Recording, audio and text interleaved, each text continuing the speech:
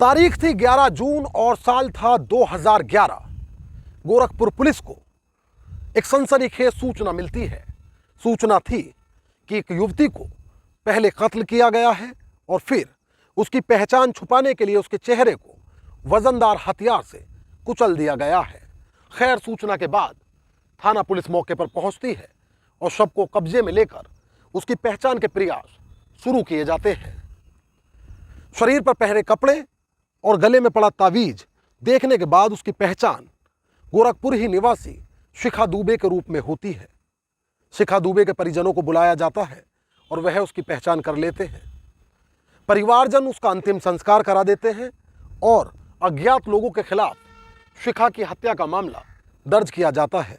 लेकिन इस पूरी कहानी में नया मोड़ तब आ जाता है जब करीब 2 महीने बाद पुलिस शिखा दुबे को जिंदा ढूंढ निकालती है। नमस्कार, आदाब दोस्तों, मैं आपका साजिद सैफी हूं और आप हमारी खास पेशकश बेपर्दा देख रहे हैं। और बेपर्दा में आज बात गोरखपुर में हुए उस हत्याकांड की जिसे देखने के बाद आप तय ही नहीं कर पाएंगे कि ये प्यार था या फिर पागलपन।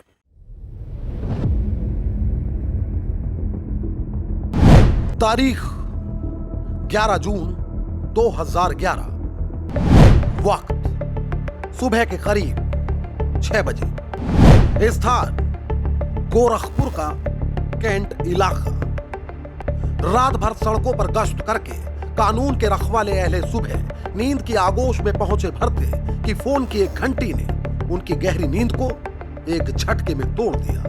दरअसल सामने से कॉलकर्ता द्वारा जो सूचना दी गई उसे सुनकर पुलिस महकमे में हड़कंप मचना इसलिए भी लाजमी था क्योंकि खबर किसी लड़की को कत्ल किए जाने की। खैर, हूटर बजाती पुलिस की गाड़ियां बताए गए स्थान यानी क्षेत्र के सिघाड़िया के जंगलों में पहुंची। घटना स्थल पर पुलिस ने एक युवती का शत विशत शव पाया। मौके पर पहुंचते ही पुलिस पहली नजर में यह तो जान गई कि युवती को पहले कत्ल किया गया और फिर उसकी पहचान छिपाने के लिए उसके चेहरे को किसी वजनदार हथियार से कुचल दिया गया। खैर, लड़की के हाथ में कंगन थे, गले में काले धागे का ताबीज, पांवों में जूते और उसकी लाश के पास उसका पर्स पड़ा था। ऐसे में जहां लड़की की पहचान करना पुलिस के लिए कोई मुश्किल काम नहीं था, तो वहीं एक सवाल भी पुलिस के सामने सीना ताने खड़ा था। सवाल था कि जब कातिल मृतका की पहचान छुपाना चाहते थे तो फिर वो मृतका के पर्स आदि मौके पर क्यों छोड़े। कहानी के ये पहलू जल्द मंजरे आम पर आएंगे, मगर आइए उससे पहले इस पूरे घटनाक्रम में पुलिस की कार्रवाई पर रोशनी डालते हैं। दरअसल जैसे ही पुलिस और फॉरेंसिक टीम ने मौकाए वारदात से सबूत इकट्ठा किए, वैसे ही पुलिस की एक टीम आसपास के इलाके की गुमशुदा लड़कियों की फाइल खंगालने लगी। नतीजतन पुलिस को जल्द उसमें सफलता भी मिली क्योंकि पुलिस को जानकारी मिली कि कमलेशपुरम इलाके से 24 साल की शिखा दुबे नाम की एक लड़की पिछले 2 दिनों से लापता है, जिसकी गुमशुदगी उसके पिता राम प्रसाद द्वारा दर्ज कराई गई है। कोतवाल ने थाने से गुमशुदगी की डिटेल मांगी तो हुलिया शिखा दुबे जैसा मिला। शिखा ने वही कपड़े पहने थे जो फिलवक्त इस शत विशत लाश पर है। लिहाजा अब पुलिस ने बिना देरी किए शिखा के परिजनों को इसके मुतालिक आगाह किया। परिवार मौके पर पहुंचा तो कोहराम मच गया क्योंकि लाश की शिनाख्त शिखा ही के रूप में हुई। लिहाजा पोस्टमार्टम के बाद शव को परिजनों को सौंप दिया गया। मगर एक सवाल था जो अभी भी सिर के बल खड़ा था। सवाल था कि जब कातिल शिखा की पहचान छुपाना चाहते थे, उसके चेहरे को वजनदार हथियार से उनके द्वारा कुचला गया, तो फिर वो क्यों कर उसके गले में पड़ा तावीज, पर्स आदि वहां छोड़कर फरार हो गए। खैर, ऐसे कई सवालों के जवाब तलाशना अभी पुलिस के लिए बाकी है। अब गुमशुदगी का मामला हत्या की धाराओं में तरमीम हुआ, जबकि पुलिस पूछताछ में शिखा के परिजनों द्वारा दीपू यादव नाम के युवक पर बेटी की हत्या का शक जताया गया। पुलिस ने मृतका के पिता के बयानों के आधार पर जांच को दिशा देते हुए कार्रवाई को आगे बढ़ाया। वहीं पुलिस का शक इसलिए भी और पुख्ता हो गया क्योंकि शिखा के गायब होने के बाद से दीपू भी लापता था। वहीं अब घटना को 2 महीने बीत चुके थे, लेकिन पुलिस की तफ्तीश अभी वहीं ठहरी थी।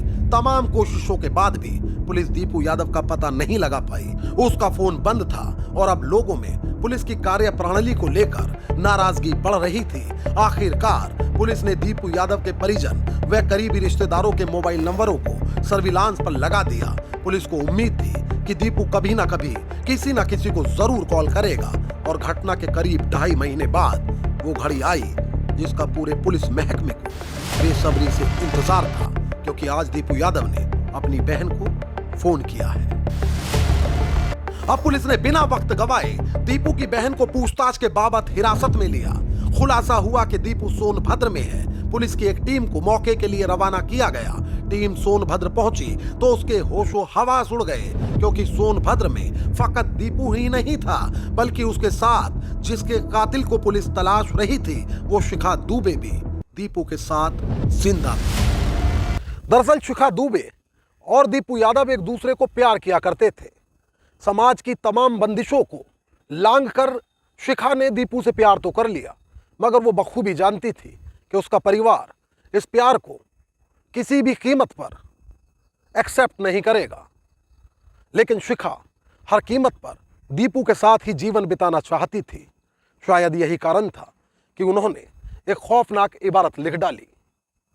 कहा जाता है कि शिखा ने दीपू से कहा कि वो एक उसकी जैसी कदकाठी की लड़की की व्यवस्था करे, जिससे ये दोनों लोग उसकी हत्या करें, उसके चेहरे को कुचल दें और फिर उसे अपने कपड़े पहनाकर शिखा दीपू के साथ यहां से कहीं दूर चली जाए।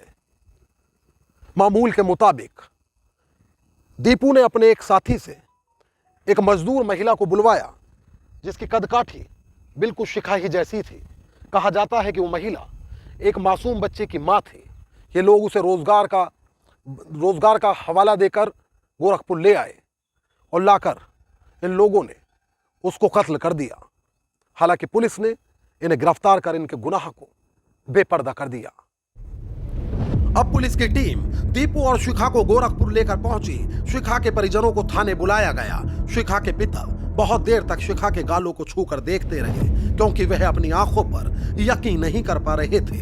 यकीन करते भी तो कैसे, जिस बेटी की चिता को उन्होंने खुद अपने हाथों से अग्नि दी थी वह उनके सामने बिल्कुल सही सलामत खड़ी थी। अब शिखा के पिता अपनी खामोशी को तोड़ते हुए बोले कि ये मेरी बेटी है, मगर अब ये मेरे लिए मर चुकी है।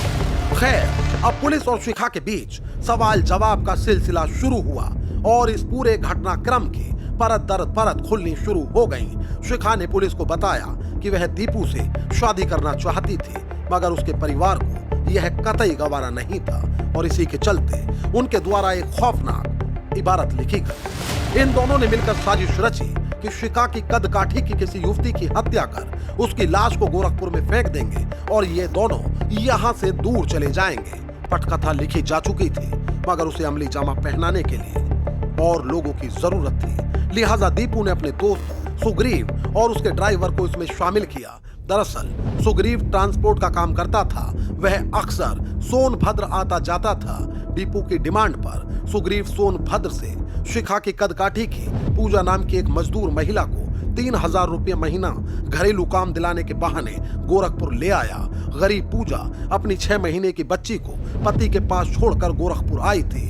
इस दौरान शिखा ने उसे ये कहकर अपने कपड़े जूते आदि पहना दिए कि काम बड़े घर में है, इसलिए उसका लिबास अच्छा दिखना चाहिए। और इस दौरान ये लोग उसे गाड़ी में बिठाकर जंगल ले गए और वहां ले जाकर इन्होंने गला दबाकर पूजा की हत्या कर दी। जबकि इसके बाद सुग्रीव के ड्राइवर बलराम ने चाकू से मरने वाली पूजा का चेहरा शत विशत कर दिया और हत्या के बाद शिखा दीपू के साथ सोनभद्र चली गई। खैर, कहा जाता है ना कि अपराधी कितना भी शातिर क्यों ना हो, अंततः उसे उसके किए की सजा मिलकर ही रहती है। यही हुआ इन लोगों के साथ भी, क्योंकि पुलिस ने इन्हें गिरफ्तार कर इनकी चेहरों को बेपर्दा कर दिया। तो दोस्तों, ये कहानी है गोरखपुर की शिखा और दीपू यादव की। कहानी को लेकर आपकी क्या राय है वह हमें कमेंट करके जरूर बताएं। यदि आप चैनल पर नए हैं तो इसे सब्सक्राइब कर लें हमें सपोर्ट करने के लिए, जिससे हम आगे भी आपके सामने कहानियां लेकर आते रहें। हमारे चैनल को सब्सक्राइब करने के साथ हमारे वीडियो के लिंक को अपने दोस्त रिश्तेदारों में भी साझा जरूर कर दें। मोहित भाटी के साथ अमजद राना, क्राइम स्टोरीज अड्डा। तो दोस्तों फिल वक्त मुझे दीजिए इजाजत। लेकिन यदि आप क्राइम स्टोरीज अड्डा पर बेपर्दा के और भी एपिसोड्स देखना चाहते हैं तो हमारे चैनल को तुरंत सब्सक्राइब कर लीजिए, बेल आइकॉन दबा दीजिए। इस रिपोर्ट को लेकर आपकी क्या राय है वह हमें कमेंट करके ज़रूर बताएं। और यदि आप चाहते हैं कि हमारे चैनल पर क्राइम स्टोरी सीरीज़ का सिलसिला आगे भी बदस्तूर जारी रहे तो हमें सपोर्ट करिए, हमारे वीडियोस को ज़्यादा से ज़्यादा लाइक और शेयर करिए। एक और नई कहानी के साथ हमारी आपसे फिर होगी मुलाकात और क्राइम स्टोरीज अड्डा पर फिर एक नया चेहरा होगा बेपर्दा।